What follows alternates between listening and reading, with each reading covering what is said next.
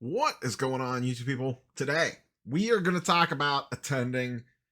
I'm going to use the national, but this would apply to any major show. I have one tip. No, it's not wear comfortable shoes. No, it's not drink a ton of water. None of that nonsense. One legitimate tip. I have told this secret. It's not that secret before over the years, but it is by far and away the number one thing that I do when prepping for one of these big multi-day shows. The reason why this is the one thing is because time is your biggest adversary at these events. Whether it's the National, the upcoming Fanatics Fest, Comic-Con, whatever, Dallas Card Show, doesn't make a difference. Time is working against you. There is a ton to do, a ton of dealers to see, tons of trades, tons of people to talk to. And to the best of your ability, you need to save time where you can, because you're going to get pulled in a few random different directions. So this tip has the benefit of time saving and also backup plan, which we'll talk about in a second. It is a very good hedge against something working or not working at the venue itself. What you see laid out in front of me here, all these big piles of slabs and mags, etc., are what I'm going to be going through. I'm recording this on Sunday, Monday, and Tuesday night to prep for the National. And the reason I'm going to be going through them all is because here's my number one tip. They're about $2 on Amazon. These little guys right here. Avery multi-use labels. These are nice because they're removable. They peel off super, super easy. If I remember, I'll link to them in the description down below. They're like $2-3. You can get them at Staples and Office Max as well. I am notorious for losing these. I could not find my basically brand new pack that I had. So I ordered another one, which came today. And then lo and behold, I was cleaning up and found the pack, the almost full pack that I had, because it takes me a while to go through one of these because I don't set up as a dealer. Now, what are you going to use these for? You are going to price your cards that you are taking with you to the show.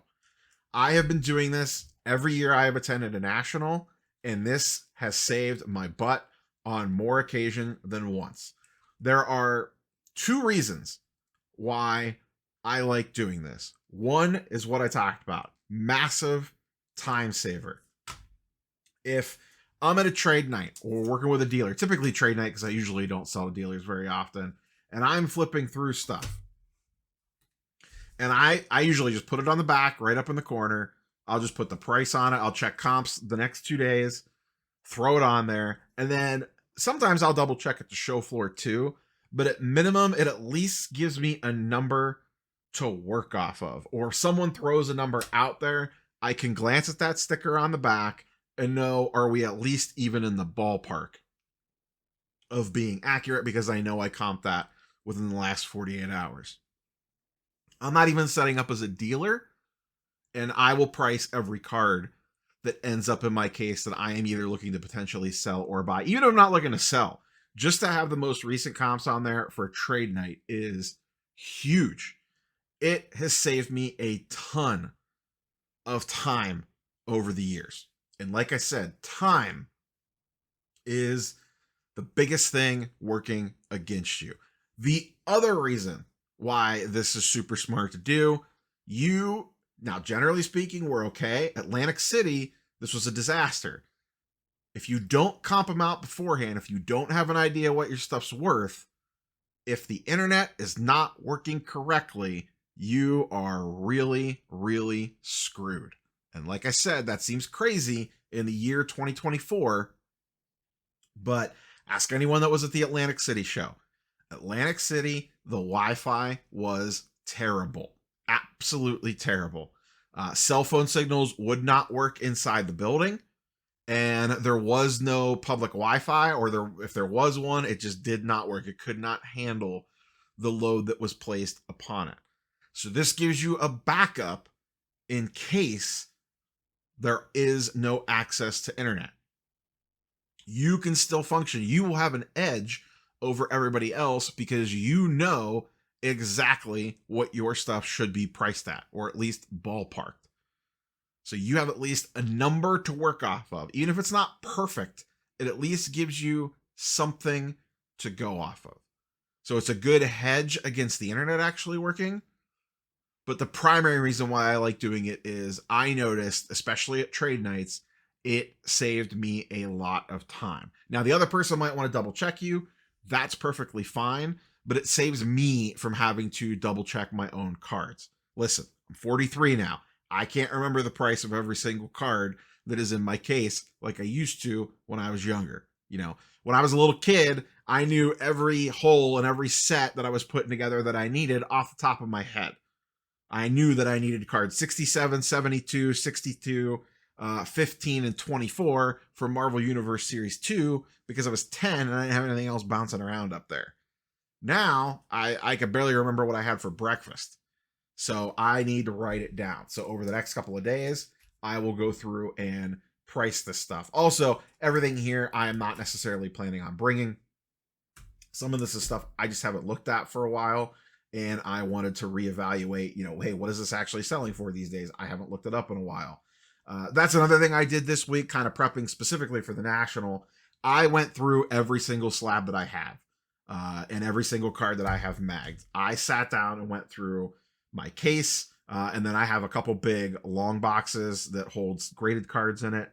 I went through every single one of those, and I pulled out anything at all that I was thinking I would potentially want to move.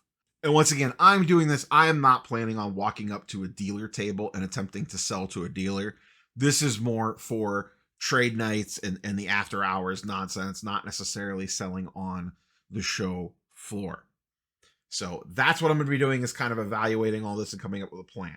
The other thing that I've been thinking about, and I will ask you, I asked this on social yesterday. Are you on team left or are you on team right? If you were going to keep just one. Obviously, left has better centering. I think the right, the image might be, I don't know, the color's a little weird. Both of them look pretty good. These both actually present, other than centering, obviously. But the cards themselves are really, really good. The blacks on both are really good, around the edges there. And then the actual images themselves look pretty decent. Some of the registration on these can be pretty off. This one on the left does have some surface. You can kind of see it right there. Some like gunk on it. I really don't know what it is. It's like a little bit of wax or something, or what the deal is. But my thought process is twofold. Move one of these, keep one of them. The other plan might potentially be put the two together and maybe try to get into a higher grade. I haven't checked comps on higher grades. I think these are going for, and I haven't dug into these yet, I think these are going for around 600-ish, 600 to 700, I think. So if I put these two together, could I potentially get into something that's a higher grade? That is on my menu, as well as things to think about. Or I could just keep 2 copies of a Jim Brown rookie. That is not the worst place to be. I think my lean is the left, just solely based on the centering. But for whatever reason, there's something about the right one that always draws my eye to it. I picked these both up. I've had these for a few years now. I traded into both of these. One I traded a Baker Mayfield RPA for, and I forget what the other one was that I traded, plus cash. It was a Baker Mayfield RPA in cash. And then I don't remember what I got the other one for. I think it was a Soto pink, and there was a little bit of cash involved and some other stuff. I don't remember all of it off the top of my head. It was a long time ago. I picked it up at a 1-of-1 card shop trade night. So I got to figure out a plan with these. And it's not necessarily the end of the world. If I end up just keeping both of them, that's perfectly fine. But all this other stuff, probably Monday. Sunday night's probably going to be a little too busy. Monday and Tuesday, while I am sitting around the house at night, I will be going through all this stuff and putting these little stickers on the back. Spend a couple bucks, sit down, take the time, do it. Trust me, time, and protecting yourself against potential internet problems. My only other side tip is bring an extra battery charger. Whatever you need to charge your stuff, whatever devices that you're carrying, get one of those, little things that stick in a backpack. I have an Anchor one that can charge a ton of stuff. It's actually probably overpowered for what I need it for. Throw one of those in your bag or your case as well. these days can be long, especially the Cleveland National. It's not like you have access to run back to the hotel room. That's one of my other tips that doesn't apply to this show because there are no hotels close. But if you are attending one of these large conventions, get something that you can walk back to your room if possible. The advantage of being able to walk back to your hotel and just crash for half an hour and kind of reset things, get something to drink, charge your devices, just kind of zone out, maybe sit down, refocus, check comps, research something, whatever it is for a half an hour, get off your feet for a little bit, is you cannot put a price on that. I love staying at the venue if possible. Now, the Cleveland National, not possible. Chicago, I love staying across the street. I love being able to walk back to my room and be there in 5-10 minutes. It's real nice, especially if you're buying wax as well. So that's all I got. See you, boys and girls, later this week in Cleveland. The early weather report looks great. Low 80s, like 81, 82. I don't know about humidity. Doesn't look like there's going to be a ton of rain. The early forecast, well, it could change, but right now the early forecast looks pretty good. What is one of your pocket tips for attending these shows other than comfortable shoes and snacks and water? That's all I got. Catch boys and girls on the next one. Peace.